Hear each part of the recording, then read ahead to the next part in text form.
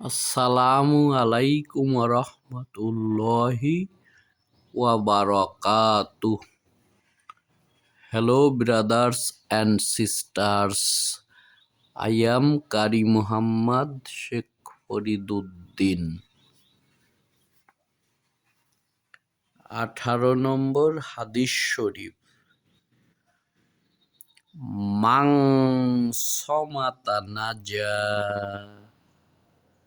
অর্থ যে চুপ থাকে সে নাজাত পায়।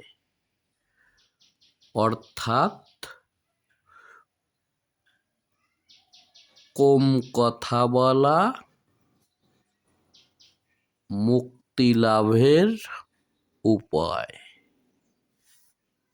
আলহামদুলিল্লাহ।